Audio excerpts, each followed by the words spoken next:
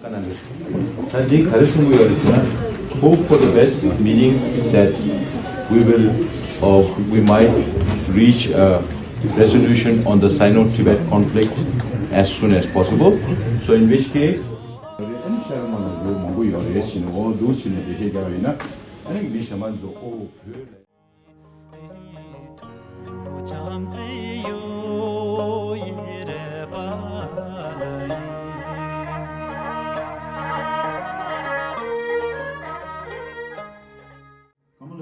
and the Chinese Hoshang had a debate in front of the Tibetan emperor. And then the Indian master won, and we decided to adopt Indian Buddhism. I say this because, again, China today claims that Tibetan Buddhism went from China. Of course, Buddhism went from India to China several centuries before it came to Tibet. But the precepts of Buddhism that we practice today, the Nalanda tradition, did not come from China. The Chinese Hoshang was defeated, and then the Tibetan emperor decided that he would follow Tibetan. Every available Sanskrit and Pali Buddhist text into Tibetan from 8th century to 13th century. So today we are a repository of one part of ancient Indian wisdom, and we are very proud of that, right? No other languages in this world, no other Buddhist countries have the same amount of or same volume of Buddhist texts being translated into their languages. This is a period when the Tibet was ruled by the Sajapas. Then Mongols were overthrown by the Mings. Mings are real Chinese, Han Chinese. So today we have a lot of, in China also there were a lot of academic discourses as to who's the real Chinese. Is it only the Han, or the Tibetans also Chinese, or Mongols also Chinese, or Manchus also Chinese? So if Mongols are also Chinese, then they can claim half of the world because Mongols conquered that much area, right? Kublai Khan, Genghis Khan and his successors invaded many parts of the world. So when the Mings overtook and ruled China from 1368, the Manchus ruled China from 1644 to 1911, right? Genuine autonomy, Mingdang, not just only in name but also in extremities, then there is no value for middle way. That is why China is not responding to our call to negotiate. That is why we have to go to the international community seeking their support to ask China to negotiate with us and to seek a solution that is mutually beneficial both for the Chinese and Tibetan people in Tibet. So if you know the details, then you can fight back. You can argue back and say it's not so. Tibet was independent. So how was Tibet independent? This book will help you through the international legal perspective as to how Tibet was not considered part of China. So I'll circulate this to you. You take pictures from your mobile phone, get it from Amazon. There will be an Asian version also coming out because this is, it's called Tibet Brief 2020. So if you look at the cover, it will look like you are going to an eye clinic. Because his idea was that the history of Tibet is not known to the world. It's very blurred. And now that he wrote this, he researched and he wrote this book, it has become very clear, like 2020. I don't know, this is a clinical term in ophthalmology. 2020 means very clear, right? And then this other book.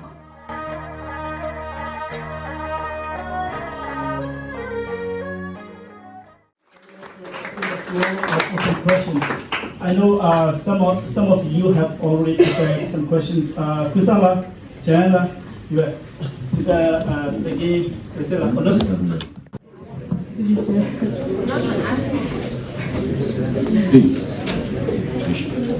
Como Sikyong testele yeming matizi kusanyin and it hari nye tiwa inaldan. So as Tibetans who were born and raised in America, what can we do to help preserve our culture? Cultural preservation, I think, is through the Sunday school. Now, one thing, Hagar, Hagar is a concept that was developed in Tibet. Because since Tibetans inside Tibet are deprived of their rights to preserve their identity, they came up with this innovative idea that every Wednesday we will eat only Tibetan food, we will wear only Tibetan dress, we will speak only Tibetan language, and we will practice Buddhism on this day to preserve our identity, right? So this concept was adopted by the Tibetans in exile, but it became only Dhammas and cultural programs. So not so much about speaking. You know, Hagal is shared about in Samala. So get you with Japanese and going to Europe. When you have shared you could have a member, Kig to get up about it. So one thing I forgot to mention about the Tibetan language, because the script came from India, and Tibetan language, as for one Tibetan scholar who is based in France now, his name is Nicolas, and he can speak Khamba, he can speak Amdo, he can speak Izang. No Tibetan can speak all the three languages of dialects of the three provinces, right? But a foreigner, a Frenchman, can speak Amdo, Khamba, Izang, and all that. So he is a linguist, and he says that Tibetan language is one among the 15 most oldest languages in this world, with more than 1,000 years of history. So you can see Tibetan script was invented in 7th century. So he says that there are about 76 family of languages in Tibet. This, of course, some Tibetan experts don't agree. They say that we have only one language.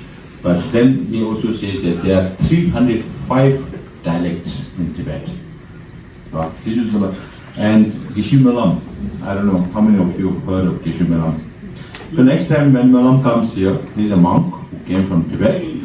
When he was 7 years old, he used to draw. And he's good in drawing also. And he bought a computer when he was a monk in Sera. And he knew only how to put it on. He never learned computers. And he broke open the computer, built it back, he played with 0 and 1, and he invented a digital Tibetan script called Mela script, which is widely used by Tibetans in exile and also Tibetans inside Tibet. It's a huge competition to digital scripts developed by Tibetans inside Tibet with the Chinese government. So this time, when we were there in Washington, D.C., if you have seen, then he had worked on a Tibetan dictionary for 6 years with some 300 scholars, and came out with this Tibetan dictionary of how many volumes? Can you imagine? Can you guess how many volumes of Tibetan dictionary? 20, 30, 50, 60, more, 70, 50. 100. This is like an auction going on. It's 223 volumes of books, hard copy. And of course it's available in soft copy as well. So you can imagine a Tibetan language dictionary, Tibetan to Tibetan dictionary is 223 volumes. Last year I was in Czech Republic. Geshe Melam had already discussed with the Czech government, and he contributed 223 volumes to the Czech National Library. And this year, on 12th of this month, he contributed 223 volumes to the Library of Congress in the United States. So the collection of Tibetan literature in the Library of Congress started way back in 1900. I told you about William Rockhill. He brought 110 volumes of Dege Kanyu. So Dege Kanyu means Kanyu is the teachings of the Buddha, but it was printed in Dege, in Kham. So he brought 110 copies of that and presented to the library. Today, the Library of Congress in the United States has more than 21,000 titles in Tibetan. So if you want to... 아니가 녹자라 SFT chapter 특수리 SFT 불구하게 당아 가르라 종이기 참마 불기니가 토이면도 오시니와 인지되게 주거지. My first question is about hydropower electric dams in Tibet. I understand that hydropower electric dams are harmful as they displace Tibetan communities, kill Tibetans, and destroy Tibetan agriculture. But I also understand that modernization is needed everywhere and that Tibet is in need of a power source for electricity. So I'm wondering if or how Tibet can implement a power source of electricity without being as How Tibet can? implement a way for electricity without causing harm. What's your second question? Do you have a second question? Yeah. Actually, I want. Okay. It's okay. Thank you. Hi, I'm Chesang. I have a quick question, more of like your response to this take. I went to a talk last year and a professor at Columbia more or less said that like Tibet wouldn't be free or reach autonomy unless the communist regime collapses. I was wondering, like, do you agree with that? Do you disagree with that? Like, what's your take on that?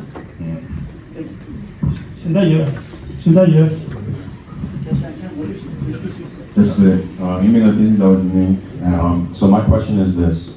So me personally, I think one of my greatest concerns is the continuation of the Tibetan Sunday schools, especially within exile. So whether that's in the United States or in Canada, I think that just as each subsequent generation goes on, we see a little bit of our diminishing culture and our language. So I was just wondering, what exactly is the CTA? Because I know that you mentioned the Department of Education, and I believe I did get to talk a little bit with the Department of Education minister, but I didn't really get a clear answer as to like what exactly the CTA was doing in support of the Tibetan communities and specifically the Sunday schools here.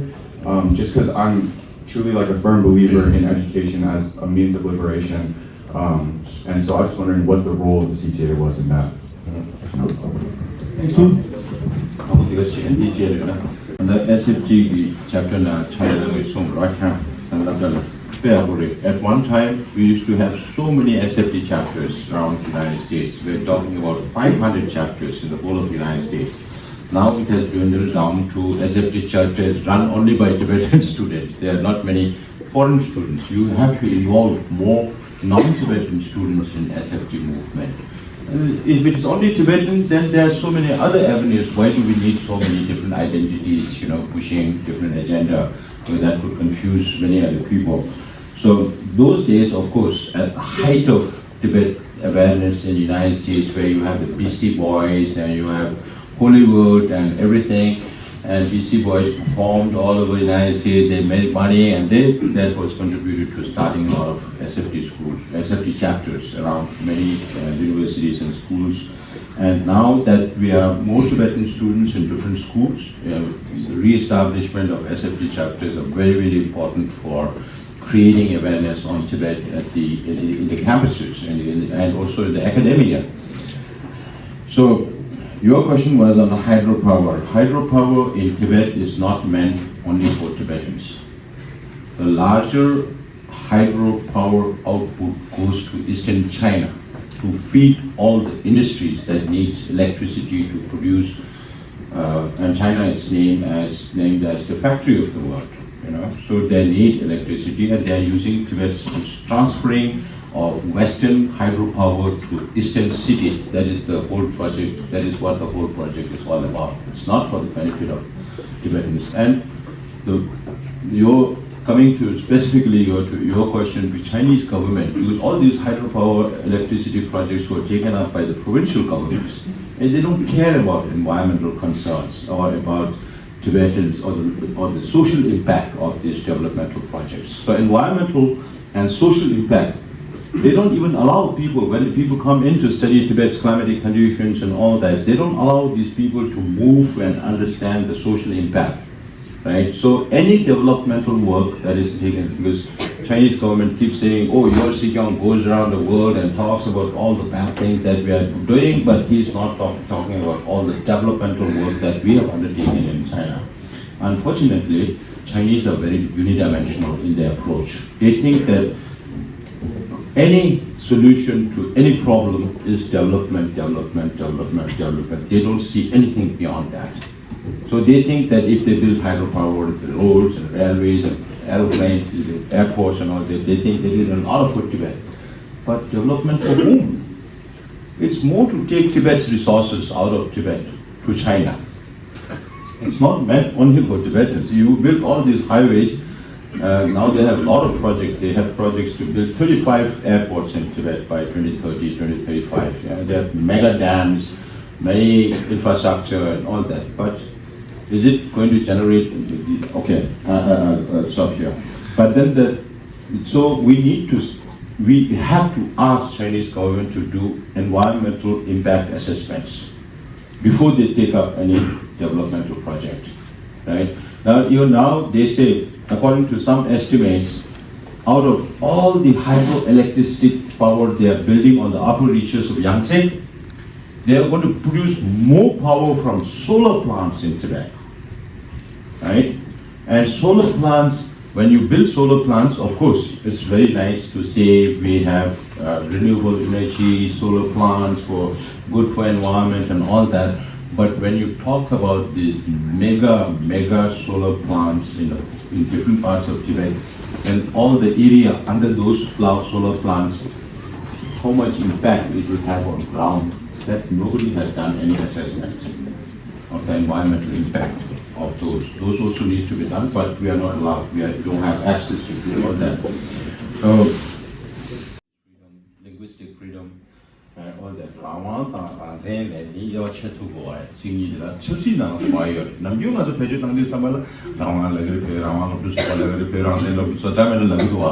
But when you talk politics, you have to be very specific in the words that you use, because it means different things and it may have different connotations to different people who listen to you.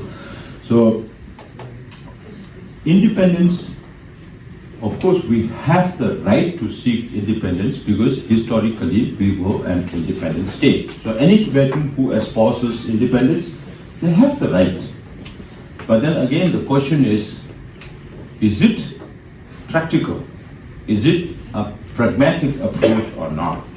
Is it something that can be achieved or not? Now, how do you achieve independence?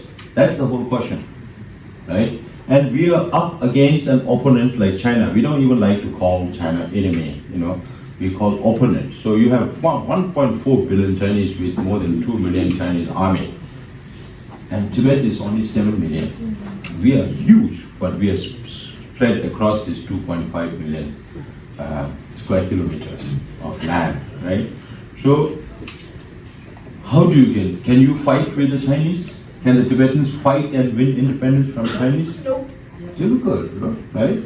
Then, do you expect NATO or the Indian army to send army to fight on behalf of the Tibetans against the Chinese? Difficult. So, if this cannot be done, then how do you achieve independence? That is the whole problem. Okay. Then autonomy, at least it gives space because of autonomy, because of middle way.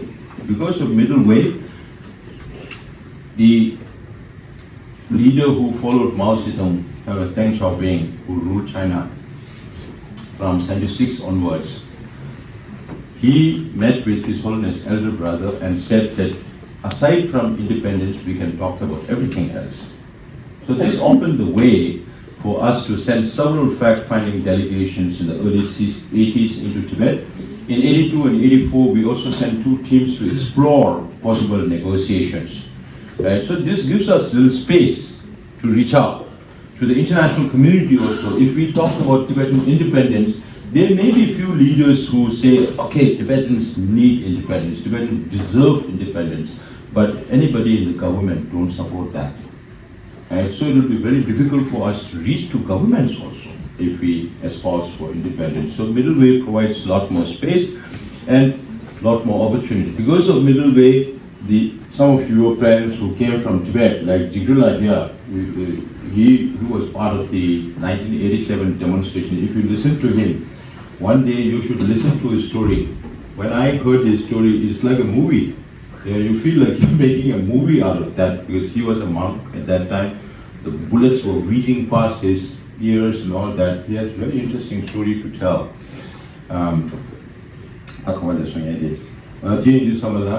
So, middle way, as I mentioned, His Holiness appreciates the concept of European Union. So every one of us have to live to. It's a small world. 8 billion people, right? And so why not we live in peace with each other? Why is Putin and Kim Jong-un and all these people, Xi Jinping, I don't understand their mentality. What are they trying to do? Russia can create a new Ukraine. If you consider all the amount of money they are spending to invade Ukraine, Russia is so big, they can create another Ukraine. Why they have to create another? Why they have to invade Ukraine? They have a lot of land. And for that matter, China also. They are claiming Taiwan is part of what? No, what do they do with Taiwan? Is a small island. China is very big, but still Xi Jinping keeps all these hegemonistic ambitions in the region. Why? What do you do with all this? Why can't you let the Taiwanese people live in peace with themselves? So these are very power corruption. Absolute power corrupts level. Absolute power corrupts absolutely. Because now one day you do any drum and a tingle is about you get mad because of all the powers you have. There's very chance of getting autonomy. Of course, autonomy is not defined under international law, but there are a lot of practicing autonomies around the world. So we saw even in the United States also you have associated states in Canada, you have Quebec, right? And you know with people.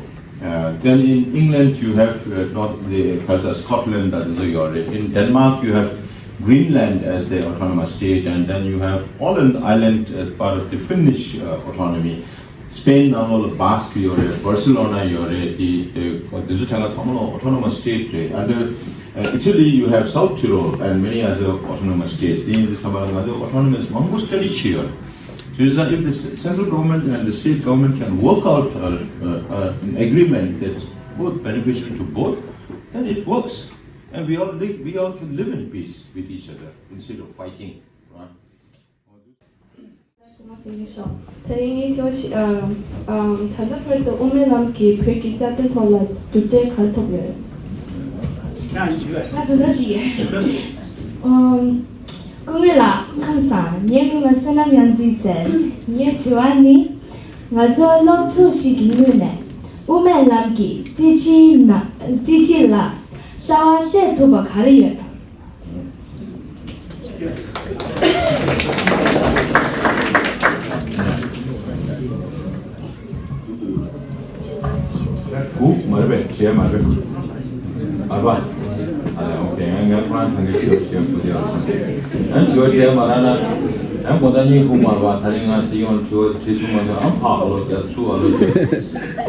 Okay. 우메는 dumde 아니게 나오는 신체는 다 단답도 첩식이 dumde 되게 통용을 쓰는 아주 똑똑 표현이에요 말에.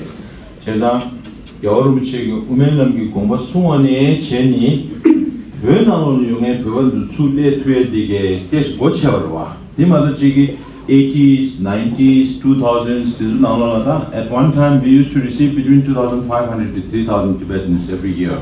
Mostly young kids left here in India to study, not knowing whether they will ever meet their families again or not. 근데 지도서마다 아니 근수수 용투에데 우메넘기까지는 되네. 아주 랑제랑 라드에는 개미 고장이 시작돼. 아니 네팔에 수 용투 말에. 제가 단다 변에 수 엔주 나올라 제수 예수탐바 구주 나올 이동 대발 용투에데 우메넘기까지는 되네. 정말. 때문에 아니 변에 미사와 용투에 백하고리니까 담부 쉬우시기를 봐. 도시니 아래 담부 중다로 시험이네. 근데요. 아니 우메넘기 시주디 원에 야나기 미망우치레 고도야고 빼요. Chinese intellectuals 나올라. 근데 다들 내는 신경만 여러분이 지면 어디 삼아 강고 대미부고 되게 근데 제가 쉬려도 콘서트 설계래 신앙식이래. But when His Holiness starts speaking about what he meant by his middle way, and could she open up chat with oh, Dalai Lama is not the same as the Chinese government is portraying him to be. Sometimes I ask this question. His Holiness is chanting Umelam like a mantra, and the Chinese government keeps calling him as a separatist. So I keep telling them, who wants Tibet to be separated from China? Is it His Holiness the Dalai Lama, who's always asking for autonomy, or the Chinese government who keeps calling His Holiness a separatist? 가져버려 나도 이 사람이야 우메람기 통에 아주 섬노 가리요거든 아주 우마스도 가르치기요 이게 양한 쇼는 더 걷어줘요 그래서 이 돈이네 이 돈 주고도 막 깨져 시험을 와 여러분 제가 예상된 당 신제 그 시험을 나도 걷어줘요 now it all depends on whether the Chinese leadership has the political will to resolve the Sino-Tibet conflict or not. There is nothing wrong with the Umelam because Umelam is seeking a negotiated solution that will be, that will contribute towards more peace and stability in the whole region. So Umelam ki dumde 퇴셔 망부여래 우면 베베 고도 베야래 게지지도 나 반역 퇴야래 너무 마시아베는 게지지도 나 역퇴 하고래 당당하게 resolve Tibet act and 그 용퇴 백 하고래 because we have that space to reach out. You know, if there is no space, then 관시에 이내라 내시에 샤마시에 이내 space 면은 약간 영향이 말와. Right now, the effort of this 16th cabinet is to take everybody along, whether you are espousing independence or whether you are espousing middle way. You know, if you have to seek independence for future, then you have to prove the independence of Tibet in the past, which the independence seekers also should be doing. So through middle way to gain value for middle way, we are talking about acceptance of this polarity. One polarity is the historical status of Tibet. So we can go together. Now a stage might come where things will evolve, where things will change, where we may have different opportunities. Then we have to reevaluate our situation and see what is best, you know, for Tibet and Tibetan people. So you have to understand all this. I say His Holiness started thinking about Umelam since 1973. And when I say 1973, you have to understand what was going on in Tibet. The 10 long years of cultural revolution where they were destroying everything in Tibet, everything old. They disrobed the monks, they let the Tibetans walk over scriptures. You know, to tremendous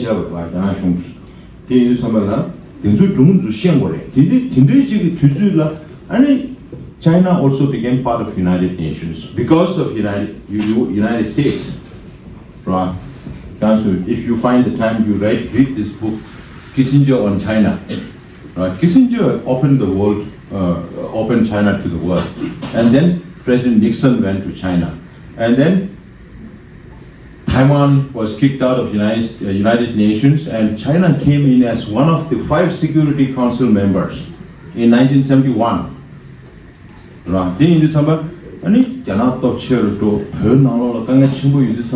If you are in His Holiness place, how would you place yourself? How will you think? Because at that time, the crisis was to maintain the identity of the Tibetans. Whether we get independent, even if we get independence, it doesn't make sense. Because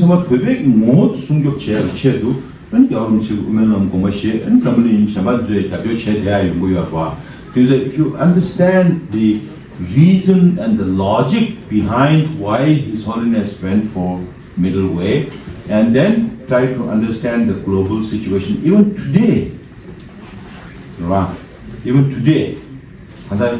아메리카가 가장 예자 바이든 비사이게 내일 서울 티베트 액트 샤를 만드셔봐. 계급 수직이 만드는 거는 지금이야 봐. 진짜 내당 성성당에 에는 아주 라가 가와 도서 따고 봐. 라가 가 되게 지를 장대가만 우주자는 뭐 동대나 스스로 고나야를 만들지 파 도서라고 말아 봐. 그래서 랑가지 최고야. 랑가지 최는 슈마 브로드차나 아니야. 고급 사업은 영어식 따야 봐. 오케이. 그렇잖아.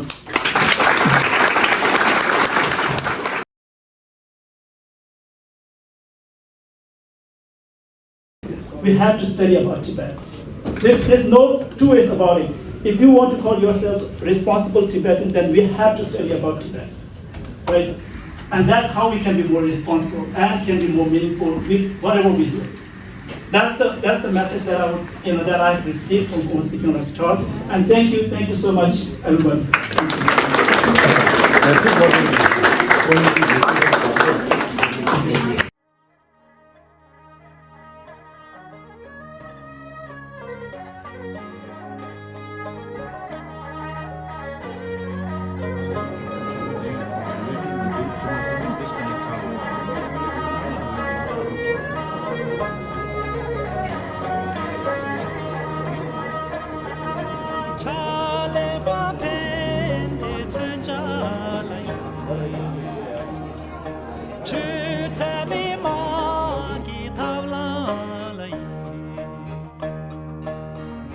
She